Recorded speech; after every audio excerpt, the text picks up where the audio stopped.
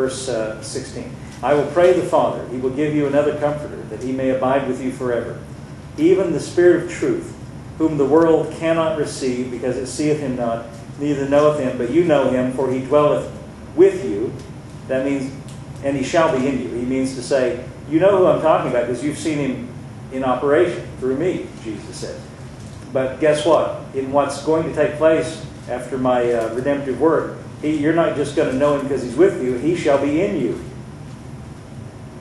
Did you notice back in verse 16? Look at that one more time. I will pray the Father, He will give you another Comforter, that He will abide with you for how long? Forever.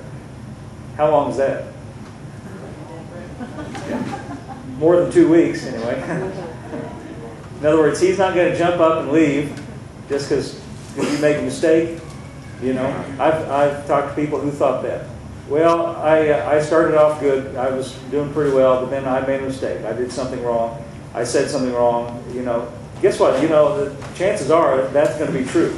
But I don't mean to, I don't mean to be a bringer of bad tidings, but that is a distinct possibility. Let me say this: as long as you're living in a flesh and blood body, there is always that possibility that something's going to go wrong.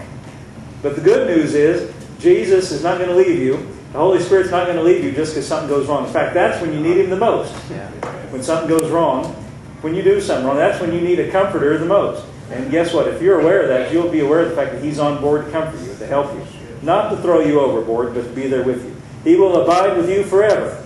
Forever. How long is that? Forever.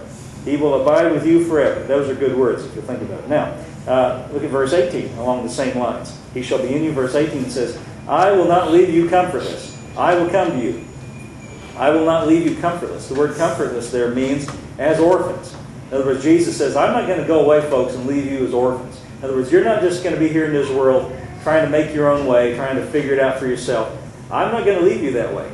In fact, he says, the fact that I'm sending the Holy Spirit, He's going to be to you what I have been in my earthly ministry, and even better than that. When we get to chapter 16, and He's going to say, He's going to come back to this again, and He's going to say, it's better for you that I go away. See, the Holy Spirit living in you, that's even better than having Jesus walk around with you.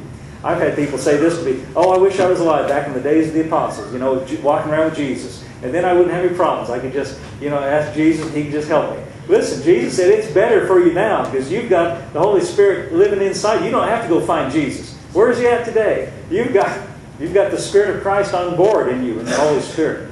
I will not leave you comfortless. Notice how everything that He's saying here is designed to give comfort and to give assurance and to relieve any kind of sense of anxiety and worry. Listen, if you could get your mind around what He's saying here, you would say, I've got nothing to be afraid of in life. I got nothing to fear in life. I can be fearless as I walk into life because guess what? He's with me. He's not ever going to abandon me, and everything I need is right here on board. And even if I don't know how to pray, He knows how to pray. And even if all I know to say is, Jesus, help me, He knows what I need. Did y'all get that? Even if all I know to say is, Jesus, help, He knows, because the Spirit searches all the deep things. He knows what's going on in your heart. He knows the mind of God. He knows listen, this is a great deal. He's connected. He's plugged into heaven. I'm about to get happy about it.